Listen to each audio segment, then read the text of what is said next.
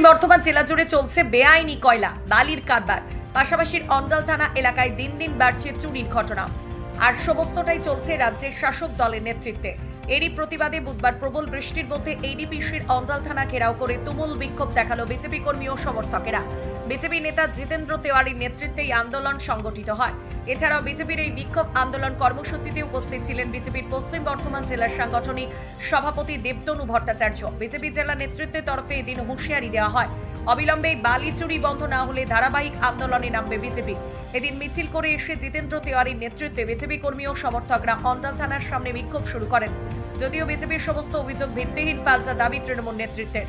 বিধানসভা নির্বাচনে বিজেপির পরাজয় নিশ্চিত জেনেই বিজেপি ভুলভাল বকছে, পাল্টা তোপ জেলা তৃণমূল নেতৃত্বে। তবে বিজেপি নেতৃত্বের তরফে জানানো হয়, বেআইনি বালি কয়লা চুরির ঘটনার বিরুদ্ধে আজ অন্ডাল থানায় বিক্ষোভ করা হয়েছে। আগামী সময় ধাপে ধাপে লাউদহা বান্ধবেশ্বর থানাতেও একই রকম ভাবে বিক্ষোভ কর্মসূচি করা হবে। বালি চুরি হবে, লোহা চুরি হবে, তখন আপনারা বলুন যে না বিজেপি বলেছে এটা চলতে দেব না, আমরা এটা বন্ধ করতে চাই। এই সৎ সাহস যদি আছে তাহলে করে দেখান। কি হবে যদি আধিকারিকরা বলেন যে হ্যাঁ এই বেআইনি কাজ আমি করতে দেবো না, কি হবে? 6 মাসের জন্য ট্রান্সফার হবে, 6 মাস ট্রান্সফার থাকবেন। কিন্তু এই সময় যারা সৎ সাহস দেখাবেন যে পুলিশ অফিসাররা 2026 মে মাসের পর, তারাই তো প্রকৃত পুলিশ অফিসার হিসেবে তাদেরকে আমরা ধরে নেব।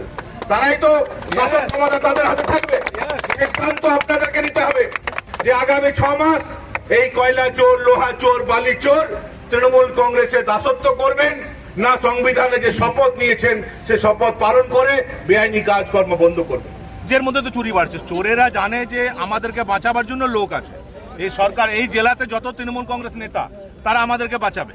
সমস্ত চোরে, কয়েকদিন আগে আপনারা দেখেছেন যে একটা দুর্গাপুরের লোহা মাফিয়া, সে ঝাড়খণ্ড পুলিশ তাকে ছিনতাইতে অ্যারেস্ট করেছে। তার ছবি কার সঙ্গে বেরিয়েছে? এখানকার জেলা সভাপতির সঙ্গে বেরিয়েছে।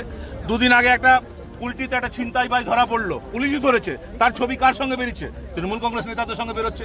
তো যত ছিনতাইবাজ, যত চোর, যত ডাকাত, তাদের তো গুরু হলো তৃণমূল কংগ্রেস নেতারা। স্বাভাবিকভাবে তাদের ভয় নেই, তাই তারা এগুলো করছে। লোহা বালি বন্ধ হওয়া উচিত।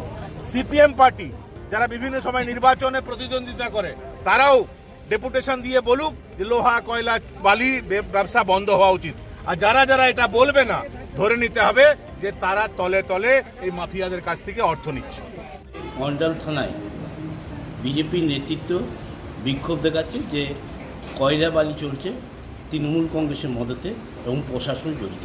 আমি একটা কথা বলতে পারি, তৃণমূল কংগ্রেস সরকার যেভাবে অন্যায়কে বরদাস্ত করে না, কয়লা বালি যদি কোনো জায়গায় চলে থাকে সেটা পুলিশ তার ব্যবস্থা নেবে। আজকের দিনে দাঁড়িয়ে বিজেপি যে নাটক করছে, সামনে নির্বাচন আসছে, নির্বাচনকে কেন্দ্র করে তৃণমূল কংগ্রেস এর মধ্যে নেই।